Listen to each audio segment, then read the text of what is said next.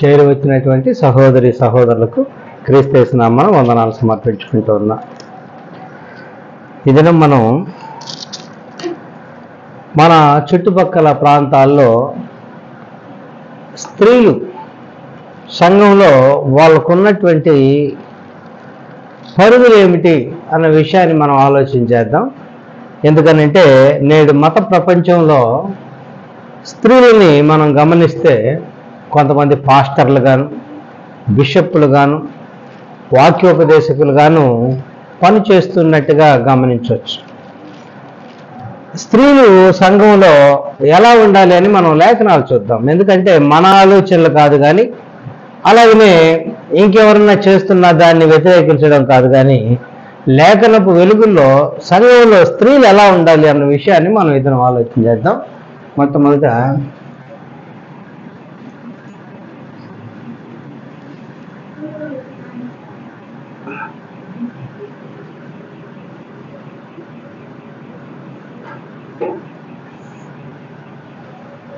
దీనిలో కూడా ఏం ఆలోచిద్దామంటే, ఉపదేశిస్తూ ఉన్నారు, వాక్యోపదేశాలు చేస్తున్నారు, వాక్య పరిచర్య చేస్తూ ఉన్నారు. వాటిని బేస్ చేసుకొని మనం ప్రయత్నం చేద్దాం ఆలోచించడానికి.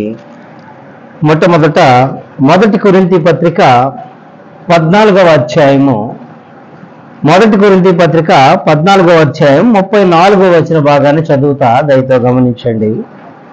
1 కొరింథీ పత్రిక 14వ అధ్యాయం 34వ వచనం. స్త్రీలు సంఘములలో మౌనముగా ఉండవలను, వారు లోబడి ఉండవలసినదే గాని మాటలాడుటకు వారికి సెలవు లేదు, ఈలాగు ధర్మశాస్త్రమును చెప్పుచున్నది. సంఘంలో స్త్రీ మౌనంగా ఉండాలి, వాళ్ళకి మాట్లాడడానికి సెలవు లేదు. సెలవు అంటే పర్మిషన్ లేదు. They are not permitted to talk. సంఘం కూడుకున్నప్పుడు మాట్లాడడానికి వారికి సెలవు లేదు అన్న సంగతి మనం ఈ లేఖనాల ద్వారా చూడాలి. కొంతమంది వాక్య పరిచర్య చేసినట్టుగా ఉంది, గ్రంథం చెప్తా ఉంది. మరి వాళ్ళ పరిస్థితులు ఏంటి? ముందు ఎక్కడ స్త్రీలు మాట్లాడారో అన్న విషయాన్ని కూడా మనం ఒకసారి పరిశీలన చేసుకుంటాం. అపోస్తల కార్యములు 2వ అధ్యాయంలో 17వ వచనం మనం కానీ గమనిస్తే ప్రవచనం ఉంది. అంత్య దినముల యందు నేను మనుషుల మీద నా ఆత్మను కుమ్మరించెదను, మీ కుమారులను మీ కుమార్తెలను ప్రవచించెదరు. ఇక్కడ కుమార్తెలు కూడా ప్రవచించడానికి 2 రకాలుగా ఆలోచిస్తారు. మొదటిది జరగబోయే విషయాలు చెప్పేదాన్ని కూడా ప్రవచనం అని చెప్పి వాడుకలో ఉంది. అలాగనే దేవుని పక్షంగా నిలబడి దేవుని మాటలు మాట్లాడడం కూడా దేవుని పక్షంగా ప్రవచించడం, దాన్ని కూడా మనం వాక్యోపదేశం కూడా ప్రవచనంగా మనం ఆలోచించేయచ్చు, లేఖనాలు కానీ మనం పరిశీలించుకుంటూ పోతే. అంటే దేవుని పక్షంగా నా కుమార్తెలు కూడా మాట్లాడతారు అని చెప్పి ప్రవచనం ఉంది. అలాగనే మరొకటి కూడా చూద్దాం. అపోస్తల కార్యంలోనే 18వ అధ్యాయాన్ని కానీ మనం కానీ గమనిస్తే 24వ వచన భాగంలో ఒక ఆయన మనకి పరిచయం చేస్తూ ఉన్నాడు.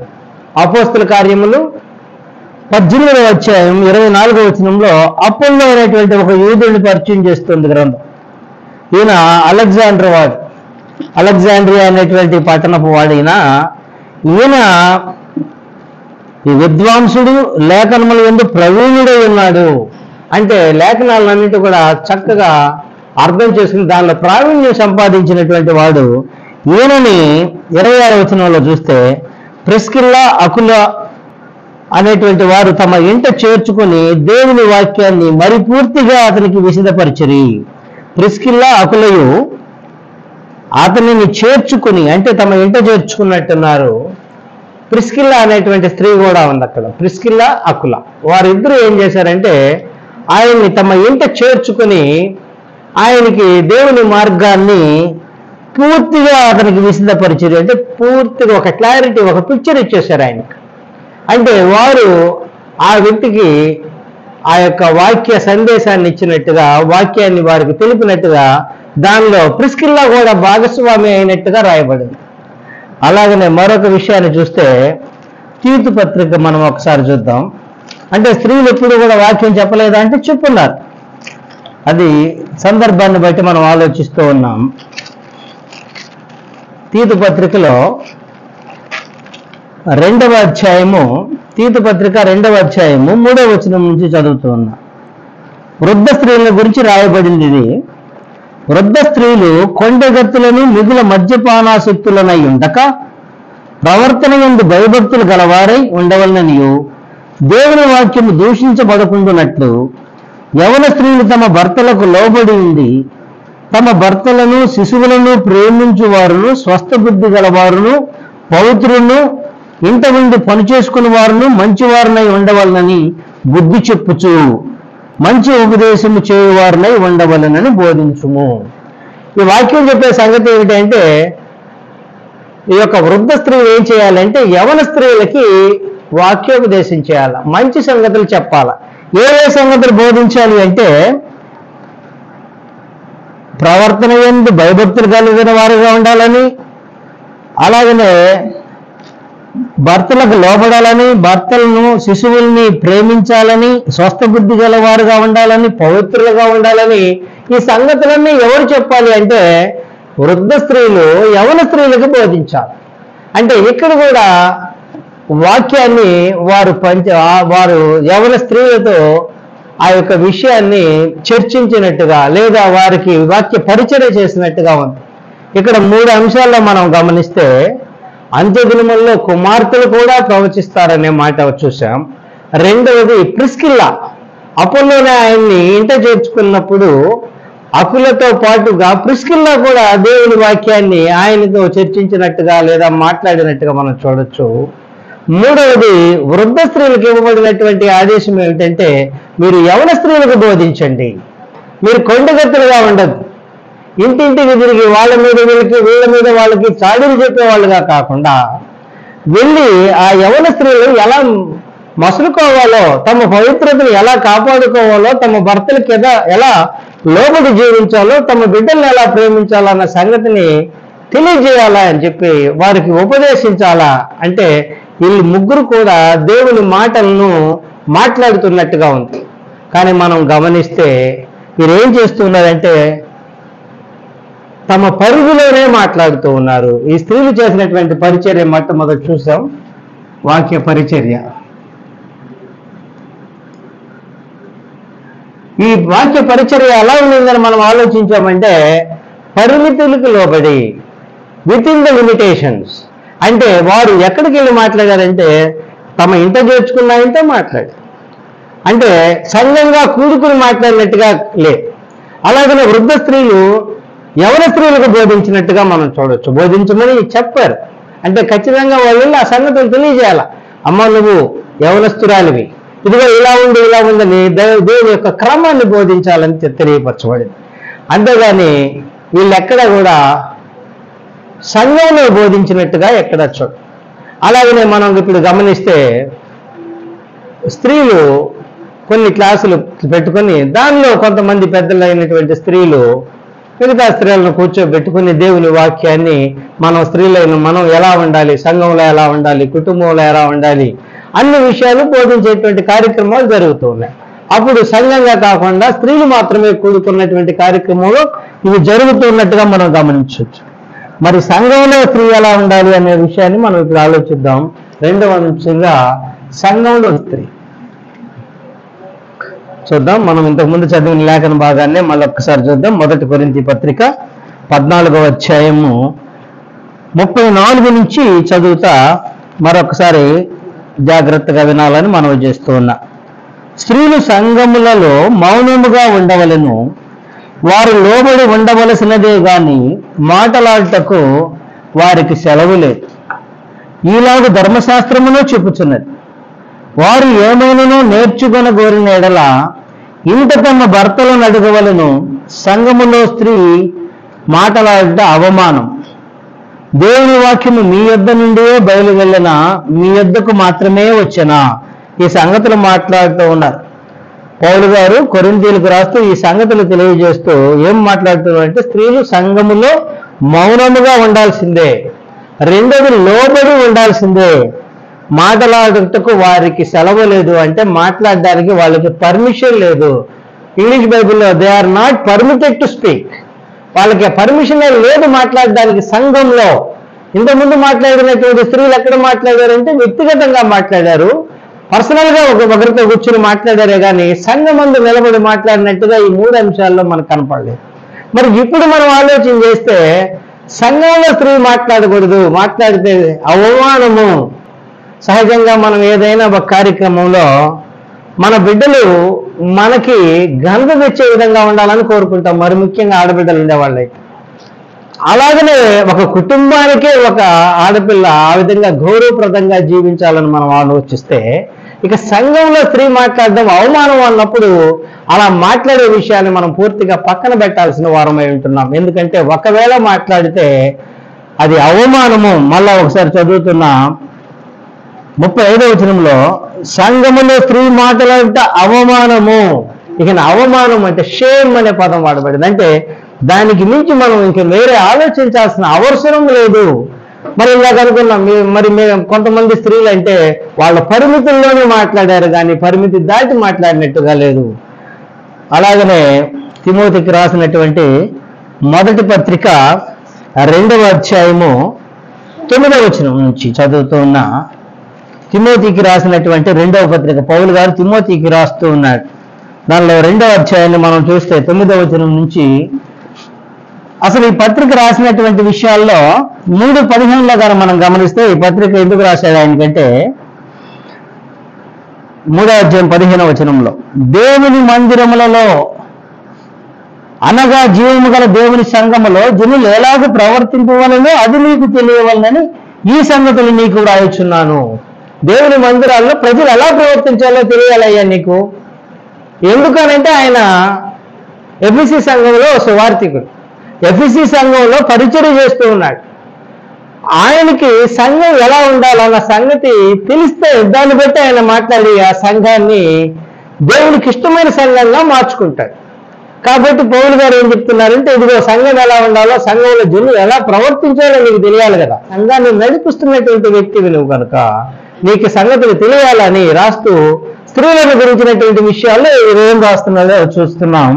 9వ వచనంలో స్త్రీల యొక్క ప్రవర్తన గురించి రాశాడు. చూద్దాం. స్త్రీలు అనుకువయు స్వస్థ బుద్ధి గలవారై ఉండి, వారి ప్రవర్తన ఎలా ఉండాలంటే అనుకువ స్వస్థ బుద్ధి, అనుకువ ఉండాల. అలాగనే స్వస్థ బుద్ధిని మార్చుకొని ఉండాల. దేవునికి అనుకూలమైనట్టుగా బుద్ధికి స్వస్థత కలిగి ఉండాలి. ఒక మనిషి బాగలేదంటే అనారోగ్యం అంటాడు, అది బాగుపెడితే స్వస్థత పడ్డాడు అంటాం. అలాగనే నీ బుద్ధి మార్చుకొని దేవునికి ఇష్టమైనట్టుగా నువ్వు తీర్చిదిద్దుకొని ఎలా ఉండాలంటే దేవునికి ఇష్టమైనట్టుగా ఉండాలా.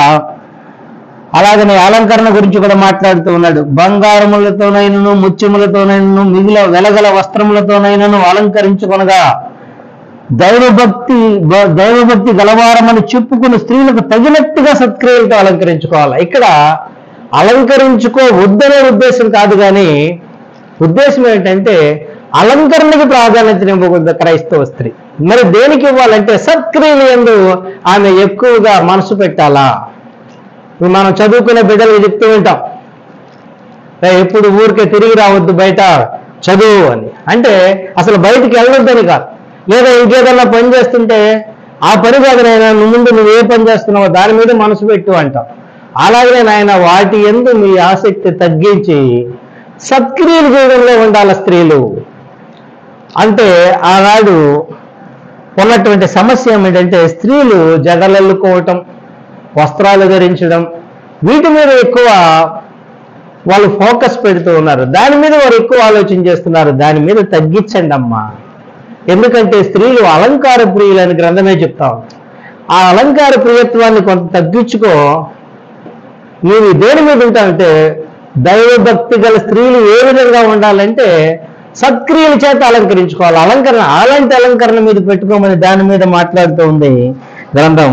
అలాగనే 11-12 వచనాలు ఏం చెప్తున్నాయంటే, స్త్రీలు మౌనముగా ఉండి సంపూర్ణ విధేయతతో నేర్చుకొనవలెను. స్త్రీలు మౌనంగా ఉండాలి.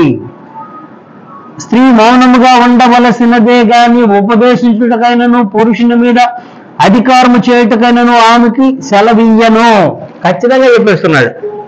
ఎలా ఉండాలి మీరు అంటే ఖచ్చితంగా మౌనముగా ఉండవలసినదే.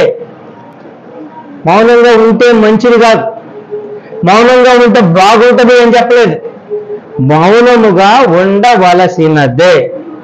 ఇక నో అదర్ ఆప్షన్, వేరే ఆప్షన్ లేదంటే మనం వెతుక్కొని అబ్బా ఆ విధంగా చేస్తే బాగున్నాయి, ఈ విధంగా చేస్తే బాగుంది అనేటువంటి ప్రక్రియ ఏం లేదు. ఖచ్చితంగా స్త్రీ మౌనముగా ఉండవలసినదే. మౌనముగా ఉండి సంపూర్ణ విధేయతతో నేర్చుకొనవలను. స్త్రీ మౌనముగా ఉండవలసినదే గాని ఉపదేశించుటకైనను పురుషుని మీద అధికారము చేయుటకైనను ఆమెకి సెలవియ్యను. ఖచ్చితంగా ఆమెకి ఆ విషయాల్లో సెలవియ్యను అంటే పర్మిషన్ లేదు. ఇంతకీ మౌనంగా ఉండాలి అన్నది ఎవరికి? ఎవరిని మౌనంగా ఉండమంటున్నారు? ఈ మౌనంగా ఉండాల్సిన ఆజ్ఞ ఎవరికి? ఎక్కడ? అంటే ఏ ప్రాంతంలో, ఏ సంఘాన్ని గురించి చెప్పబడిందని కొంతమంది ఆలోచిస్తున్నారు. అయ్యా, ఇది కొరింథీలో జరిగినటువంటి సందర్భం, కొరింథీలో ఉన్నటువంటి ప్రత్యేక కారణాల వల్ల అక్కడుండే స్త్రీల కోసం రాయబడింది, మనకు కాదు. కశ్మీర్లో ఉండే మనకేం గ్రంథం ప్రత్యేకంగా రాయబడుతుంది, లేదా భారతదేశంలో ఉండేటువంటి సంఘాలకు ప్రత్యేకంగా కాదు. మరి ఎవరికి రాయబడిందంటే కొరింథీలో ఉన్న వారికే రాయబడింది. కారణం కాదని నేను చెప్పటం లేదు. ఎందుకు అలా రాయబడిందో ఒకసారి మనం పరిశీలన చేద్దాం. అది మనకు అప్లై అవుతుందా లేదా ఒకసారి మనం పరిశీలన చేసుకుందాం. మరలా మనం 1 కొరింథీ పత్రిక 14వ అధ్యాయము 34వ వచనాన్ని ఒక్కసారి మళ్ళీ చదువుదాం. అంటే చాలా మంది నేను గమనించా, మనకు కాదు కొరింథీకే అని, మరి మనకేముంటుంది? ఇంకోటి ఎఫెసీకి ఉంటుంది, ఇంకోటి ఫిలిప్పీకి ఉంటుంది, ఇంకోటి దెసలోనిక వారికి ఉంటుంది. మనకి ఎక్కడ ఏ సమస్య జరిగినా ఆ సమస్యకి ఆనాడు వారు దాన్ని సరిదిద్దుకోవడానికి ఉత్తరాలు రాశారు. అలాంటి సమస్యలు మన మధ్య ఉంటే కూడా దిద్దుకోవాల్సిన వారమై ఉంటున్నాం అంతే. పేపర్లో వస్తుంది, పలానా అక్కడ లంచం తీసుకుంటూ ఉంటే పట్టుకున్నారు ఏసీబీ వాళ్ళని. అదే ఇక్కడ కూడా వర్తిస్తుంది. ఇక్కడ ఎవరైనా లంచం తీసుకున్నా కూడా పట్టుకుంటారు. కాబట్టి లంచం తీసుకుంటే పోలీసులు పట్టుకుంటారు కాబట్టి జాగ్రత్త. ఆ విషయమే అలాగనే గ్రంథస్థం చేయబడి మనకు అనుగ్రహించబడింది. అంటే నీ ప్రవర్తన దిద్దుకోవాల్సిన అవసరం నీకుందని ఆలోచన చేసుకోవాలి. చూద్దాం 14వ అధ్యాయం 1 కొరింథీ 34వ వచన భాగంలో, స్త్రీలు సంఘములలో మౌనముగా ఉండవాలి. సంఘములో కాదు, సంఘములలో బహువచనం. ఒక సంఘంలో, కొరింథీ సంఘం ఒక్కటే కాదయ్యా, సంఘములలో. మళ్ళీ ఇంకో మాట అంటారేమో దీనికి. అయ్యా, కొరింథీ ప్రాంతంలో చాలా సంఘాలు ఉన్నాయి, వాటన్నిటికీ రాశారు, కానీ మన భారతదేశంలో ఉండే సంఘాలకు సంబంధం లేని విషయం అనుకుంటారేమో. జాగ్రత్త. సంఘములలో అనే మాట వాడబడింది. అలాగనే అదే విషయం మనం చూసుకున్నాం ఇందాకనే 35వ వచనంలో, సంఘంలో స్త్రీ మాటలాంటి అవమానం అన్న మాట మరి పెద్ద మాట ఉపయోగించబడిన తర్వాత దాని గురించి అంత దూరం ఆలోచించకూడదు. సరే, ఇంకా మనం ఆలోచిద్దాం. అసలు కొరింథీ సంఘానికి రాస్తే మనం ఎందుకు ఆలోచిస్తున్నామో కూడా ఒక్కసారి కొరింథీ పత్రిక 1వ అధ్యాయం 1 కొరింథీ 1వ అధ్యాయం 2వ వచనంలోకి వెళ్ళిపోదాం. అడ్రస్ చేస్తున్నాడు, ఎవరికి రాస్తున్నారో ఆ గ్రహీతల పేరు రాయబడుతూ ఉంది. చూద్దాం. కొరింథీలోనున్న దేవుని సంఘమునకు, కొరింథీలో ఉండే సంఘానికి. అబ్బా, నేను తప్పించుకున్నా, కశ్మీర్లో ఉండే నాకు కాదనుకోవద్దు. ఇంకా కిందకి వెళ్దాం. క్రీస్తు యేసునందు పరిశుద్ధపరచబడిన వారై పరిశుద్ధులుగా ఉండేందుకు పిలువబడిన వారు. మనమందరం కూడా పరిశుద్ధపరచబడి పరిశుద్ధులుగా ఉంటే పిలువబడ్డాడు మనమందరం. సంఘం అంటే డెఫినేషన్ దీనికి 100% సరిపోయే డెఫినేషన్. పరిశుద్ధులుగా ఉండేటకు పిలువబడ్డారు, పరిశుద్ధపరచబడ్డారు. ముందు ఆ పరిశుద్ధులుగా కొనసాగాలి అని ఎవరైతే పిలుపొందుకొని వచ్చారో వాళ్ళు సంఘం. మళ్ళీ చదువుతా, క్రీస్తు యేసునందు పరిశుద్ధపరచబడిన వారై. ఎప్పుడైతే మనం బాప్తిసం పొందామో క్రీస్తు రక్తం చేత కడగబడి పరిశుద్ధులుగా మార్చబడ్డాం. పరిశుద్ధులుగా ఉంటే ఒక్కసారి పరిశుద్ధులను సంపాదించుకొని మళ్ళీ మీ పాపంలో పడిపోవడం కాదు ఉద్దేశం. నీవు పరిశుద్ధులుగా మార్చబడి పరిశుద్ధులుగా కొనసాగేటువంటి వారికి రాస్తూ ఉన్నాడు ఉత్తరం. వారికిని మనకులో ప్రభువుగా ఉన్న మన ప్రభువైన యేసుక్రీస్తు నామమున ప్రతి స్థలములో ప్రార్థించే వారందరికీ శుభమని చెప్పు రాయినది. ఏ ప్రాంతాల్లో అయితే క్రీస్తు నామంలో ప్రార్థన చేస్తారో, యేసుక్రీస్తు నామంలో ప్రార్థన చేస్తారో. ఎవరు ప్రార్థన చేస్తారు క్రీస్తు నామంలో? ఎవరైతే క్రైస్తవులుగా మారారో, ఎవరైతే బాప్తీసం పొంది క్రీస్తును ధరించుకుని క్రైస్తవులుగా పిలువబడుతున్నారో వాళ్ళందరికీ కూడా రాస్తున్నాడు. ఈ ఉత్తరం నీకు నాకు కూడా చెందుతుంది. ఆనాడు కొరింథీయులకు రాసిన, ఈనాడు క్రీస్తు నామంలో ప్రార్థన చేసే మనకందరికీ కూడా దీనిలో ఉన్న సంగతులు ఆలోచించుకొని బేరీ చేసుకోవాలి. నాకు సంబంధం లేదనుకుంటే కుదరదు. కేవలం కొరింథీ వారికి మాత్రమే కాదు, ఇలాంటి కార్యక్రమాలు ఎవరన్నా చేస్తే వాళ్ళు ఎలా దిద్దుబాటు చేసుకున్నారో మనము దిద్దుబాటు చేసుకోవాలా ఒక హెచ్చరిక. దీన్ని భారతీయ న్యాయ వ్యవస్థలో ఒక పేరుంది, కేస్ స్టడీస్ అంటారు. ఇప్పుడు ఒక ఆయన ఇంకొక ఆయన మీద కేసు వేసాడు అనుకోండి, ఇలాంటి కేసు ఎవరు వేశారు, ఎప్పుడు వేశారు, ఎవరు గెలిచారు, ఎవరు తీర్పు ఏం చెప్పిందని దాని మీద కేసు స్టడీ చేస్తారు. అలాగనే ఈనాడు మన సంఘంలో ఒక స్త్రీ లేచి నిలబడాలనుకునింది అనుకో, ఆ బిడ్డకు చెప్తాం, అమ్మా నువ్వు మాట్లాడడానికి అవకాశం లేదు, ఎందుకంటే ఇదిగో పౌలు గారు కొరింథీయులకు చెప్తే ఇలా చెప్పున్నాడు, ఇది మనకు కూడా అప్లై అవుతుంది. అప్పుడు అక్కడ వారికి, ఇప్పుడు ఇక్కడ మనకి అప్లై అయ్యేటువంటిదే ఈ యొక్క గ్రంథంలోని విశేషాలను మనం అందరం గమనించాలి. అలాగనే ఇప్పుడు దాకా కొరింథీయుల గురించి ఆలోచించాం. మరి తిమోతికి పౌలు గారు రాసినటువంటి సందర్భాన్ని కూడా ఒకసారి చూద్దాం. మొదటి తిమోతి పత్రికలో చూద్దాం. మొదటి తిమోతి 2వ అధ్యాయము 11వ వచనంలో, స్త్రీలు మౌనంగా ఉండి సంపూర్ణ విధేయత నేర్చుకోవాలి. ఇది ఎవరికి రాశారు? తిమోతికి రాస్తున్నాడు పౌలు. అసలు తిమోతి ఎవరు? మొదటి తిమోతి 1వ అధ్యాయం 3వ వచనంలో తిమోతికి రాస్తూ ఏమంటున్నాడంటే, మొదటి తిమోతి 1వ అధ్యాయం 3వ వచనంలో, నేను మాసిదోనియాకు వెళ్ళుచుండగా సత్యమునకు భిన్నమైన బోధ చేయవద్దని. అంటే సత్యమే బోధించాలా. కొంతమంది సత్యాన్ని గురించి కల్పనా కథలు చెప్పేవాళ్ళు ఉన్నారు. దానికి చెప్తున్నాడు, కల్పనా కథలను మితములోని వంశావళులు విశ్వాస సంబంధమైన దేవుని ఏర్పాటుతో కాక వివాదములతోనే సంబంధము కలిగి ఉన్నది గనుక వాటిని లక్ష్య పెట్టవద్దని కొందరికి ఆజ్ఞాపించుటకు నీవు ఎఫెసులో నిలిచి ఉండవలనని నిన్ను హెచ్చరించిన ప్రకారము. ఎఫెసులో ఉంటున్నాడు ఆయన. ఎఫెసులో ఉంటున్నటువంటి పరిస్థితి అంటే మనం ఆలోచించాల్సింది ఇక్కడ ఏమిటంటే, ఎఫెసులో సువార్తికుడు. ఇందాక కొరింథు ఎక్కడుంది అంటే, ఈ కొరింథు పట్టణం ఎక్కడుందంటే ఐరోపా ఖండంలో. ఈయన ఎక్కడున్నాడు అంటే ఎఫెసులో, అంటే ఆసియా ఖండంలో ఉన్నాడు. అంటే అది వేరే ప్రాంతం, ఇది వేరే ప్రాంతం. సమస్య మాత్రం కామన్, రెండింటికి ఒకటే కామన్. అంటే కొరింథు వాళ్ళకి మాత్రమే మనకి సంబంధం లేదనే దానికి ఎఫెసులో ఉన్న సంఘాల్లో ఉన్నటువంటి ఈ వ్యక్తికి రాస్తూ ఉన్నాడు, జీవము గల దేవుని సంఘములో ప్రజలు ఎలాగుండాలో మీకు తెలియాలా.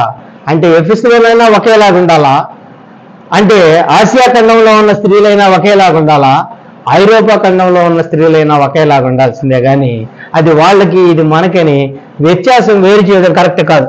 చూద్దాం. స్త్రీలు మౌనముగా ఉండి సంపూర్ణ విధేయతతో నేర్చుకునవలెను. స్త్రీ మౌనముగా ఉండవలసిందే కానీ ఉపదేశించుటకు పురుషుని మీద అధికారము చేయుటకైనను ఆమెకు సెలవీయను. ఇప్పుడు మనకు అర్థమైందంటే ఆసియాలో ఉండే స్త్రీలకి చెప్పారు, ఐరోపాలో ఉండే స్త్రీలకి కూడా చెప్పారు. మా ఇంటికి అసలు ఎందుకు ఇలా చెప్పాల్సి వచ్చింది, కారణం ఏమిటి, ఎందుకు స్త్రీ మౌనంగా ఉండాలని ఎందుకు ఆజ్ఞాపించబడింది అనే విషయాన్ని కూడా ఆలోచన చేద్దాం.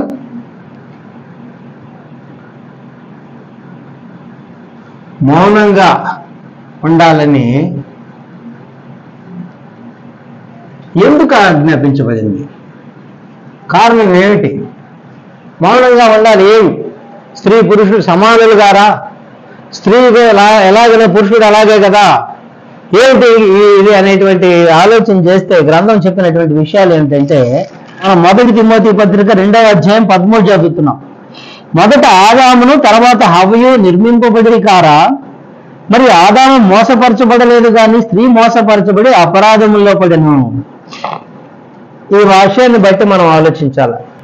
ఎందుకనంటే మొదటి ప్రయారిటీ పురుషునికి ఇవ్వబడింది. మొదట పురుషుడు సృష్టించబడ్డాడు, తర్వాత స్త్రీ సృష్టించబడింది. స్త్రీ ఎందుకు సృష్టించబడిందంటే పురుషుడి కొరకే సృష్టించబడింది. కొరింథీ పత్రిక ఒకసారి చదువుకోవచ్చు. అంతేగాని స్త్రీ కొరకు పురుషుడు సృష్టించబడ్డా, అయ్యో ఈ ఒంటరిగా ఉంది ఈయనకి తోడుగా ఆయన ఇద్దాం అనుకోవాలా, ఆయన ఒంటరిగా ఉన్నాడు ఈయనకి తోడుగా ఇచ్చినటువంటిదే మనం గమనించవచ్చు గ్రంథంలో. కాబట్టి ప్రాధాన్యత పురుషునికే. ఎందుకంటే స్త్రీకి పురుషుడు శిరస్సుగా పెట్టాడు దేవుడు. కనుక ఈమె లోబడి ఉండవలసినదే కానీ ఈమె ఉపదేశించడానికి దానికి సెలవియ్యను అని చెప్తూ ఉన్నాడు. కనుక పురుషులు ఉన్నప్పుడు పురుషులతో కూడినటువంటి, అందుకే సంఘములలో స్త్రీ మౌనముగా ఉండవలసినదే. సంఘం అన్నప్పుడు పురుషులు అందరూ ఉంటారు. ఖచ్చితంగా ఈమె లోబడి ఉండాల్సిన ఆమె కానీ ఎట్టి పరిస్థితుల్లో ఉపదేశించడానికి ఈమెకి అవకాశం లేదు. మొదట ఆదామును తర్వాత హవ్వయు నిర్మించబడినారు కారా అని మాట్లాడుతూ ఉన్నారు. అలాగే మోసగించే విషయంకి వస్తే మనకందరికీ తెలుసు ఏదైనా తోటలో జరిగినటువంటి మోసం. అపవాది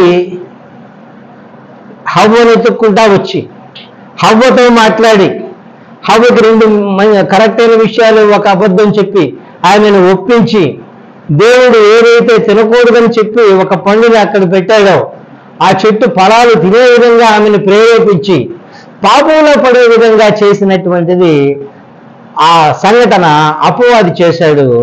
దానికి మొట్టమొదట బలైపోయింది, మోసపోయింది స్త్రీ. కాబట్టి స్త్రీ అమ్మ అంటే అది మొదటి సృష్టి. మనం గ్రంథంలో 2 రకాల సృష్టిలు చూస్తాం. నూతన సృష్టి, సృష్టి అంటే మనం ఇప్పుడు అలా సృష్టి మనం అందరం కలగడం, భూమి సృష్టించడం, జంతువులు అలాగే పక్షులు అవన్నీ సృష్టించడం సృష్టి. మరి నూతన సృష్టి ఏంటి గ్రంథం చెప్తుంది? ఎవడైనా క్రీస్తునందున్నాడో వాడు నూతన సృష్టి. క్రీస్తునందునడం అంటే ఏంటి? బాప్తీసం పొందినప్పుడు మీరు క్రీస్తును ధరించుకుని ఉన్నారు. ఎవరైతే క్రీస్తునందు బాప్తీసం పొంది ఉన్నాడో వాడు క్రీస్తును ధరించుకుని ఉన్నాడు. గలతీ పత్రిక 3వ అధ్యాయం 27వ వచనం ఖచ్చితంగా చెప్తుంది. అప్పుడు నువ్వు క్రీస్తును ధరించుకుని ఉన్నావు కనుక నువ్వు క్రీస్తు నందున్నావు. నువ్వు క్రీస్తు నందున్నావు అంటే నూతన సృష్టి. నూతన సృష్టి గురించి నేను ప్రత్యేకించి మాట్లాడటం లేదు. ఇప్పుడు నూతన సృష్టిలో మనిషి తన జీవన విధానాన్ని మార్చుకుంటాడు, తన లైఫ్ స్టైల్ మారిపోద్ది. అలా మార్చుకున్నప్పుడు మనం ఎలా ఉంటామంటే క్రీస్తును ధరించుకున్నవాడు ఒక క్రీస్తు యొక్క అనుచరుడు ఎలా ఉండాలో అలాగే ఉంటాం. కనుక ఖచ్చితంగా మనం ఆ రకమైనటువంటి జీవితానికి మనం అలవాటు పడే విధంగా ఉండాలి. కనుక స్త్రీ మౌనంగా ఉండాలి. ఇప్పుడు నూతన సృష్టిలో ఉన్నాం. స్త్రీ మౌనంగా లేకుండా మరలా ఉపదేశించడం మొదలుపెట్టిందనుకో మొదటి సృష్టిలో జరిగిన పొరపాటు మళ్ళీ జారిపోతాదేమో మనిషి లోకంలోకి. ఎందుకంటే మానవ పతనం జరిగింది స్త్రీ పతనం ద్వారా. స్త్రీతో అపవాది మాట్లాడినప్పుడు ఈ స్త్రీ మాట్లాడినందువల్ల జరిగినటువంటి తప్పిదం. ఈసారి మరలా ఈ నూతన సృష్టిలో స్త్రీ మాట్లాడడం మొదలు పెట్టకుండా దేవుడు ఆపినట్టుగా మనం చూడొచ్చు. కనుక ఖచ్చితంగా ఆమె ఉపదేశించడానికి ఆమెకి అధికారం లేదు. పురుషులందరూ ఉన్నప్పుడు సంఘములో, నేను వ్యక్తిగతంగా మాట్లాడడంలా, కుటుంబంలో మాట్లాడటంలా, సంఘములలో స్త్రీ మౌనముగా ఉండాలి. ఆ విషయాన్ని ఖచ్చితంగా మనం పాటించి తీరాలా. మరి స్త్రీలు సంఘంలో పాటలు పాడే విషయం ఏమిటి అనే ఒక ఆలోచన రావచ్చు. అవునయ్యా మమ్మల్ని మాట్లాడొద్దన్నారు కదా, మేము ఇప్పుడు పాట పాడొచ్చా? పాడొచ్చు. ఎందుకనంటే ఆయన్ని స్తుతించేటువంటి పాటలు ఖచ్చితంగా పాడొచ్చు. ఇక్కడ మాట్లాడకూడదు అంటే సంఘాన్ని నడిపించే విధమైన మాటలు మాట్లాడకూడదు. ఇప్పుడు నేను ఒక్కడనే మాట్లాడుతున్నా, మీరందరూ వింటూ ఉన్నారు అంటే నేను ఒక్కడి నిలబడి మాట్లాడుతూ ఉన్నా, మీరు వింటున్నారు. అలా స్త్రీ మాట్లాడుతూ ఉంటే మిగతా అందరూ దాన్ని ఏకీభవించే విధంగా ఉండకూడదు. ఆమె అందరితో కలిసి పాటలు పాడేదానికి, అలాగనే ప్రార్థన చేసినప్పుడు ఏకీభవించి ఆమెను చెప్పడానికి ఆమెకి ఇబ్బంది ఏమీ లేదు. ఖచ్చితంగా ఆ కార్యక్రమంలో అందరూ పాల్గొనవచ్చు. కాకుంటే సంఘం అంతా పురుషులందరూ కూడా సంఘంలో కలిసి కూర్చుని ఉన్నప్పుడు తాను నడిపించడానికి ప్రయత్నం చేయకూడదు. ఎందుకంటే ఆమె శిరస్సుగా లేదు కనుక ఆమె విధేయత ఉండాల్సిందే, ఖచ్చితంగా విధేయత చూపించాల్సిందే అన్న విషయం లేఖనాలు మనకు చెప్తూ ఉన్నాయి.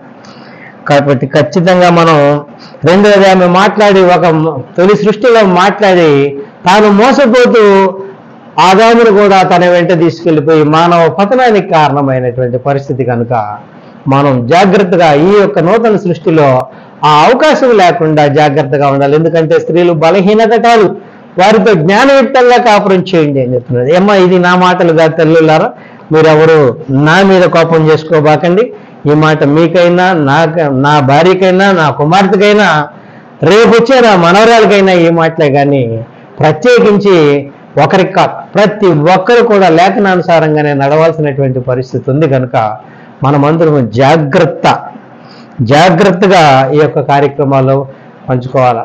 అంటే మామూలుగానైతే నేను వ్యక్తిగతంగా దేవుణ్ణి ఇంత పూర్తిగా ఆలోచించలేనప్పుడు నేను మాట్లాడుతున్నటువంటి నేను కాలేజీలో చదివే రోజుల్లోనైతేనేమి, స్నేహితులతో ఉన్న రోజుల్లో అయితేనేమి, నేను ఒక ఫెమినిస్ట్గా ముద్రపడినటువంటి వాడిని. ఫెమినిస్ట్ అంటే స్త్రీవాదం, స్త్రీలు ఎందులో తక్కువ, మనలాగా వాళ్ళు మనుషులు కాదా అని మాట్లాడేటువంటి వాళ్ళు నేను ప్రథములుగా ఉండినటువంటి వ్యక్తిని. గ్రంథాన్ని అనుసరించడానికి, దేవుని క్రమంలో నడవడానికి నా యొక్క జీవితాన్ని మార్చుకున్నప్పటి నుంచి గ్రంథమే చెప్తే, ఎందుకంటే దేవుని విషయంలో నేను వెర్రివాడ, నా సొంత జ్ఞానం ఉపయోగించడానికి నేను ఏమాత్రం ప్రయత్నం చేయడం లేదు. ఎందుకంటే గ్రంథం చెప్పిందని నేను నమ్ముతూ ఉన్నా అంతే. గ్రంథం చెప్పింది నేను వింటున్నా, నేను నమ్ముతున్నా. దానికి నా సొంత ఆలోచనలు పెట్టి మరి ఇది ఎందుకు లేదు, అది ఎందుకు లేదని ప్రశ్నించేవాడిని కాదు. అది గ్రంథంలో ఉందా లేదా, గ్రంథం ఇలా చెప్పిందా లేదా, ఈ రెండు విషయాలు నేను ఆలోచిస్తా. అందుకనే నేను ఎప్పుడు వాక్యం చెప్పిన బెరయా సంఘస్థుల్లాగా పౌలును శీలను చెప్పు సంగతులు అలా ఉన్నవాళ్ళు ఏవో లేఖనాన్ని పరిశీలించుకుందాం. లేఖనాన్ని పరిశీలించి గ్రంథాలు అంటే మరి అట్టెందుకు పెట్టాడు దేవుడు? తినకూడని చెట్టు అక్కడ ఆ పండు తినకూడదని చెప్పి వాళ్ళ చెట్టు అది ఎందుకు పెట్టాడని ప్రశ్నించడం కాదు. ఆయన తినొద్దన్నాడు, నువ్వు తినొద్దు. ఆయన చెట్టు పెట్టాడు, ఎందుకు పెట్టాల్సి వచ్చింది అంటే దేవుణ్ణి ప్రశ్నించేంత జ్ఞానం నాకు లేదు నేను కనుక దేవుని విషయంలో నేను వెర్రివాడని. అలాగే మనమందరం కూడా ఉండాలని ప్రేమపూర్వకంగా మనవి చేసుకుంటూ ఉన్నా. కనుక స్త్రీల విషయంలో నేను ఒక్కసారి ఈరోజు చెప్పిన దాన్ని ఒక్కసారి జ్ఞాపకం చేస్తా. సంఘంలో స్త్రీలు ఎలా ఉండాలి అంటే గ్రంథం చెప్పిన ప్రకారం మౌనంగా ఉండాల్సిందే కానీ వాక్య పరిచర్య చేయడానికి కానీ ఉపదేశించడానికి వాళ్ళకి సెలవు లేదు అని లేఖనాలు చెప్పినాయి. స్త్రీలు వాక్య పరిచర్య చేసినట్టుగా గ్రంథం చెప్తోంది కానీ వాళ్ళు సంఘ పరిధిలో చేసినట్టుగా కనపడలేదు. కుటుంబంలో చేసుకున్నారు, ఇతర స్త్రీలుగా చేసుకున్నారు కానీ ఒక వేదిక మీదకి వచ్చి సంఘం అంతా కూడి ఉన్నప్పుడు చేయలేదు. సంఘము అంటే రక్షించబడిన వారి సమూహం అంతా కలిసి సంఘంలో చేసినట్టు లేదు గతంలో. కాబట్టి ఈ పరిచర్య ఎలా చేశారంటే పరిమితులకు లోబడి చేసినట్టుగా మనం చూడొచ్చు. అలాగనే సంఘంలో స్త్రీలు మౌనంగా ఉండాల్సిందే, అదే మన పాఠం యొక్క అంశం. మూడవది, సంఘంలో స్త్రీలు మౌనంగా ఏ ప్రాంతం ఎక్కడ వాళ్ళు ఫలానా ప్రాంతంలో కాదు, ఈ భూమి మీద ఎక్కడైతే క్రైస్తవులు ఉన్నారో వాళ్ళందరికీ వర్తించేది. ఎందుకంటే ఆనాడు కొరింథీ అంటే ఐరోపా ఖండంలో ఉన్నటువంటి ఆ ప్రాంతానికి తెలియజేస్తూ, అలాగనే ఎఫెసు సంఘం ఉండేది వచ్చేసి ఆసియా ఖండంలో, రెండిటికి సంగతులు ఒకేలాగిన్నాయి కనుక ఎక్కడికైనా ఇదే ప్రిన్సిపల్, ఇదే స్తోత్రం. అలాగనే అంటే ఇది కేవలం కొరింథీ సంఘానికని భ్రమపడే వాళ్ళు ఉంటే దాన్ని మనసు మార్చుకోవాలని ప్రేమపూర్వకంగా మనం చేసుకుంటున్నా. మౌనంగా ఉండాలని ఎందుకు ఆజ్ఞాపించబడ్డారంటే మొదటి సృష్టిలో హవ్వ మోసగించబడింది, ఆదాము కాదు. మొదట ఆదాము సృష్టించబడ్డాడు, హవ్వ కాదు. పురుషుని కొరకు స్త్రీ సృష్టించబడిందే కానీ స్త్రీ కొరకు పురుషుడు సృష్టించబడలేదని లేఖనాలు చెప్తూ ఉన్నాయి. అలాగే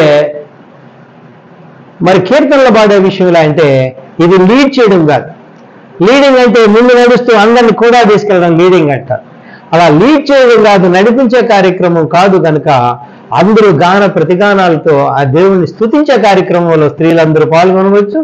అలాగనే వాక్యం, అలాగనే ప్రార్థన జరిగిన తర్వాత అందరితో పాటు ఏకీభవించి ఆమెన్ అనేటువంటి కార్యక్రమాల్లో కూడా వాళ్ళు పాల్గొనవచ్చు. మిగతా అందులో అంటే ఏదైతే ముందు నడిపిస్తుంటారో చెప్తారు, ఇప్పుడు ఫలానా సహోదరి ఇలా నడిపిస్తారు, కరెక్ట్ కాదు.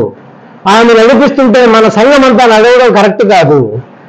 ఆమె కూడా సంఘంతో నడవాల్సినటువంటిదే కానీ సంఘాన్ని నడిపించేటువంటి కార్యక్రమం జరగకూడదు అన్నది దేవుని యొక్క ఉద్దేశాన్ని ఇది ప్రేమపూర్వకంగా అర్థం చేసుకోండి. ఇక్కడ నేను ఎవరిని ప్రత్యేకించి మాట్లాడేటువంటి మాట కాదు, మనం జాగ్రత్త. ఎందుకంటే ఇది రేపు మన దాకా కూడా రావచ్చు. అమ్మ ఫలానా సంఘంలో ఆ యొక్క భలే మాట్లాడుద్దంటే నేను కూడా మాట్లాడాలని ఇంకో తల్లి ఇక్కడ ఆలోచించవచ్చు. గ్రంథం ప్రకారమే పోదాం, ప్రేమపూర్వకంగా లేఖనం ప్రకారం మన జీవితాలు దిద్దుబాటు చేసుకుందామని ప్రేమపూర్వకంగా మనం చేసుకుంటూ అవకాశం ఇచ్చిన సంఘానికి వందనాలు తెలియజేసుకుంటూ ముగిస్తున్నాం.